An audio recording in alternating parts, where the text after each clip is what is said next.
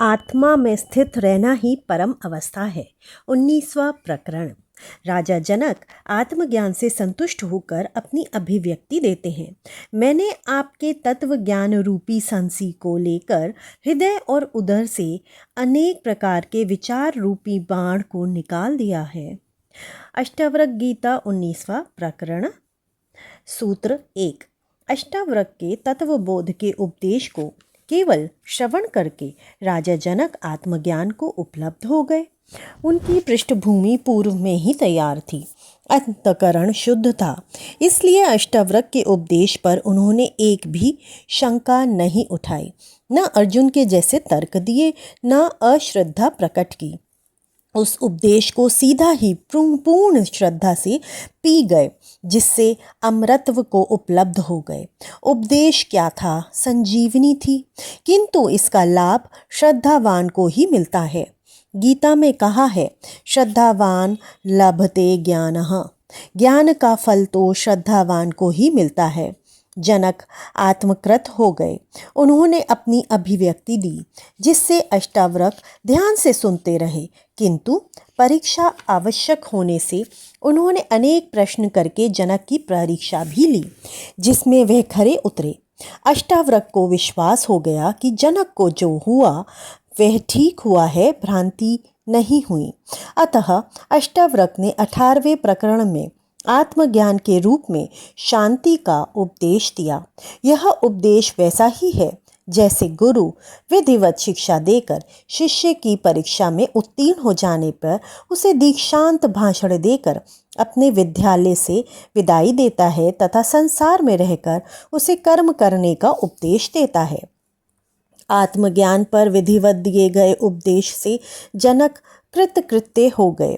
यह अष्टावक्र गीता जनक अष्टावक्र संवाद के रूप में अध्यात्म का सर्वोत्कृष्ट ग्रंथ है, जिसकी तुलना किसी से नहीं की जा सकती। तत्वबोध पर इससे ऊंचा अन्य कोई व्यक्तित्व नहीं है। तत्व ज्ञान के बाद अष्टावक्र राजा जनक को विदा कर रहे हैं। दीक्षांत भाषण समाप्त हो गया है। अब इस 19वें तथा 20वें प्रकरण में राजा जनक अष्टावक्र के प्रति धन्यवाद समर्पित कर रहे हैं। ये धन्यवाद भी मात्र औपचारिकता नहीं है, बल्कि अपनी आत्मस्थिति का वर्णन कर रहे हैं, जो गुरु की कृपा से प्राप्त हुई। आत्मज्ञान पूर्ण शल्य क्रिया है, जिसमें सभी विजातीय तत्व छूट जाते हैं एवं शुद्ध आत्मज्ञान ही बचा रहता है, जो स्वयं का है।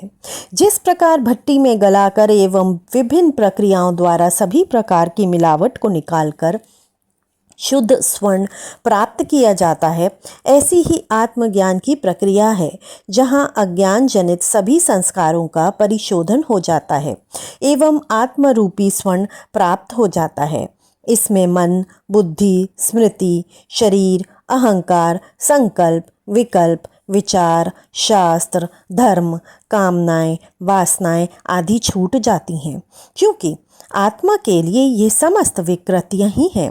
ये सब विजातीय तत्व ही हैं, जिनका आत्मा से कोई संबंध नहीं है।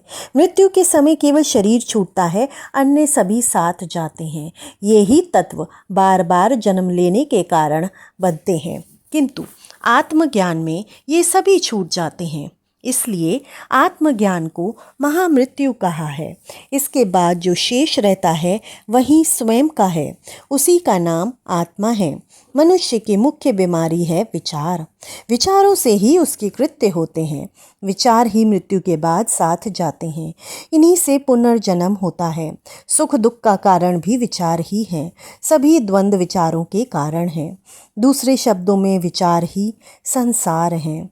निर्विचार साधना ही ध्यान है। इसकी उपलब्धि ही समाधि है। यही आत्मज्ञान है। जब तक विचार है, आदमी स्वस्थ होगा। राजा जनक तत्व आत्मज्ञान को उपलब्ध हुए। उनकी सारी बीमारी मिट गई। अब वे पूर्ण स्वस्थ हैं।